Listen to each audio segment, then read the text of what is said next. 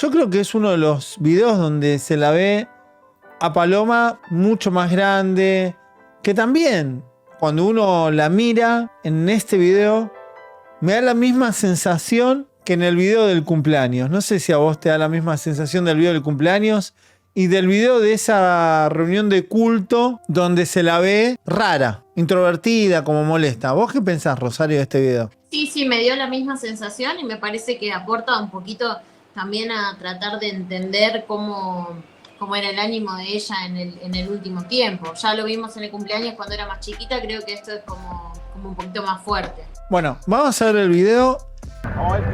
Contexto.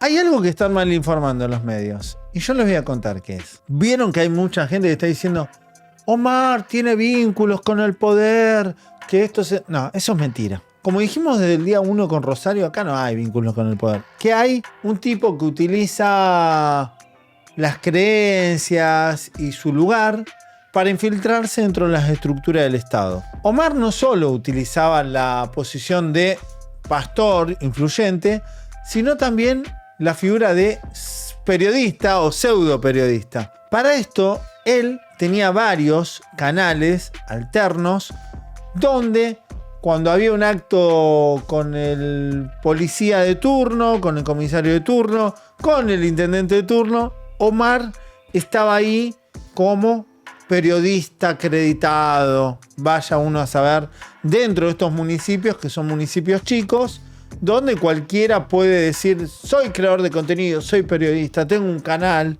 y le hacen un lugar y están cerca del intendente, cerca del comisario. Entonces, ojo con la gente que está diciendo, no, porque este tipo tenía negociado. ¿A usted le parece si este tipo tenía negociado? ¿Va a vivir en esa casa que vivía, con los recursos que tenía? Claramente yo no veo esto.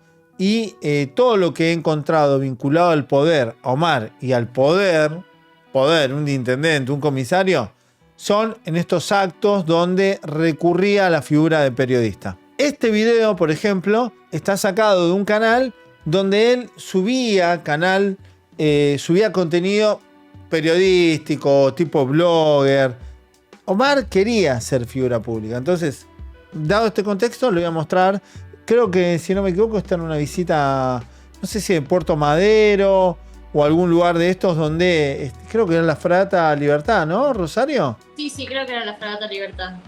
Bueno, vamos a poner el video. Ahí le vemos a Alicia Pita, la madre de Paloma. El que está filmando es Omar. Presten atención, ¿eh? Yo cuando vi esta imagen, sinceramente, no sé cómo explicarle. Sentí algo raro, muy raro. Cuando la vi a Paloma, a esta Paloma, porque recuerden que yo hay algo que destaqué desde que arrancó todo esto. Que nosotros tenemos rastro de Paloma, la heredera espiritual, Paloma siendo adoctrinada, Paloma como eje de las reuniones, muy chiquita, hasta cierta edad. Y después, ¿qué pasa? Desaparece Paloma de la historia. No hay videos, no hay fotos. ¿Y yo qué les dije cuando vi eso? Esto suele suceder cuando los chicos crecen, se rebelan y son tildados de desobedientes, rebeldes, pecadores. Y este video de Paloma ya la vemos con el pelo un poquito crecido. Evidentemente, si no fue luego de ese rapado, pasa ahí, pasa raspando, vale la redundancia. Pero van a ver el corte de pelo y la mirada de Paloma. A mí me llama mucho la atención. Y también, ¿saben qué me llama la atención? Lo voy a decir aunque suene feo. El cuidado de esos dos chicos. En la vestimenta, en el aseo y en la manera, en lo introvertido que están esos chicos. Que da signos posibles síntomas de abuso. Sin duda. ¿Vos qué pensás, Rosario? Sí, yo estoy completamente de acuerdo con lo que decís. De hecho, a raíz de esta causa y de declaraciones que podría haber efectuado la preceptora, no sé si querés que entremos ahí. Es que son todos dichos, decilo en potencial, Sí, porque no la hemos conocido, pero si querés decirla. No, aparte, sí o sí es en potencial porque la declaración de la preceptora está en reserva, el fiscal la mantiene en reserva, pero hay algunos datos que podrían ser así, que podrían confirmar lo que también dijimos, que Paloma habría manifestado que el corte de pelo no fue producto ni de una amiga con una enfermedad, ni nada de eso, sino que había sido llevado a cabo por su papá. Entonces, teniendo en cuenta que la preceptora podría haber declarado esto, se comenzó a hacer investigación sobre posibles delitos anteriores en el caso, que este delito haya sido llevado a cabo por los padres y familia de Paloma. Se comienza entonces a investigar si antes Paloma sufría algún tipo de abuso sexual. En este caso no estaríamos entorpeciendo nada, porque una autopsia, la autopsia, el estudio, y creo que por eso también citan a declarar a la ginecóloga, no por una cuestión de embarazo ni de nada, sino para descartar posibles abusos que podrían haber sufrido por parte de familiares, abusos intrafamiliares. Clarito, ¿no? Está claro, ¿no? Esto lo sabemos hace mucho. Bueno, es todo lo que hablamos se está dando. Todo lo que hablamos acá primero en este canal, por experiencia propia, se está dando en la causa. ¿Es tener la bola de cristal? No. Es conocimiento, es trabajo de campo. No es tener la bola de cristal. Yo no soy un panelista de crónica. Yo lo que digo lo digo en base a experiencia de trabajo. Vamos a ver y análisis. El tema del descuido es claramente un signo de posible abuso. En ambos chicos. El hermano también. Vamos a ver. Hola. Miren cómo el padre saluda y automáticamente se tapa a Paloma, ¿no? Puede ser, en la adolescencia hay chicos que tampoco quieren que lo filmen. Puede ser, pero a mí el descuido, esta imagen constante en todos los videos, o sea, a mí no me cierra, ¿no? Y la vemos a la madre que se cuida el pelo, todo, pero sus hijos no están muy cuidados. A mí es lo que me da, ¿no? No están cuidados. Yo no sé cómo son ustedes con sus hijos, pero yo cuando salgo con mis hijos digo, si ustedes están mal, estoy mal yo. O sea, entonces, a veces los chicos sí, no les gusta prepararse, no les gusta bañarse, porque es verdad, a veces naturalmente te dicen, otra vez me estás rompiendo las bolas. O sea, dale hijo, fuiste a entrenar, andá a pegarte una ducha, porque no se dan cuenta, porque es lógico. Pero en este caso es reiterado el abandono. Y cuando vemos los videos del hogar, en los cultos intrafamiliares también se ve eso, ¿no? El aspecto de los niños y además cómo están cerrados. Vamos a ver. Vamos a verlo de vuelta, porque es así. Hola. Esa era Paloma. Esa es la Paloma más cerca de la Paloma final, ¿no? Que no pudimos llegar a conocer en profundidad.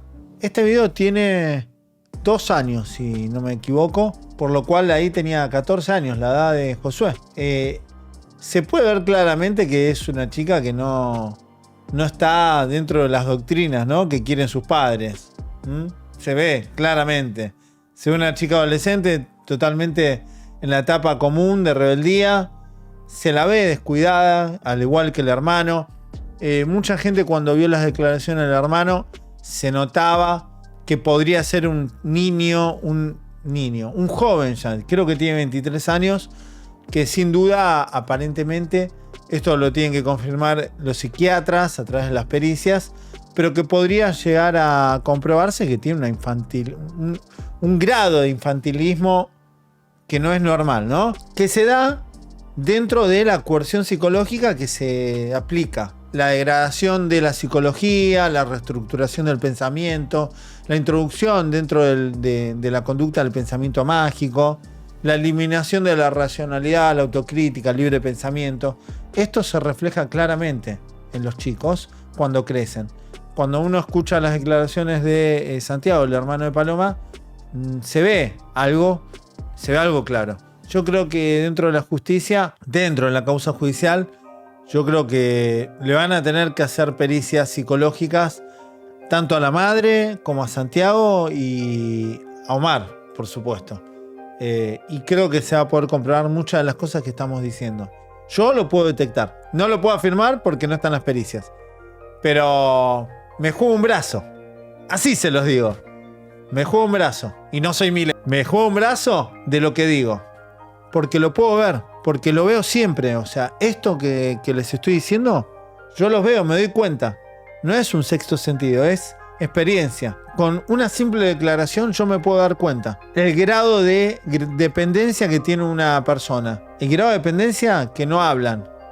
Y ese grado de dependencia también es el que los va a llevar a prisión si tienen que ver con el delito o si han mentido. Y es esto lo que se está viendo en la causa. Es muy fácil cuando alguien te está tomando del cuello o del hombro no meter la pata en las declaraciones. Pero cuando a vos te sientan frente a un juez o frente a un fiscal que te pregunta de frente, los adeptos a un grupo coercitivo meten la pata siempre. Porque no se pueden desenvolver libremente, individualmente, porque le han eliminado la racionalidad, la individualidad y el pensamiento individual. Por lo cual necesitan que su líder les esté diciendo en la oreja qué deben decir. Por eso les digo que es normal que alguno de los grupos dependientes meta la pata a la hora de que se le tome la indagatoria. Y ya ha metido la pata Santiago, Lo ha mandado al frente al padre con algunos detalles importantes. Como que antes del crimen le pidió que saque los discos rígidos. No sé qué hicieron con esos discos rígidos. Nadie pide esto, ¿no? Raro. Y que también han ocultado de que él pasó con la bicicleta por la esquina y la vio a la hermana. Muy difícil, muy raro eso, muy raro. Así que bueno. Dejen su like, suscríbanse y compartan el video.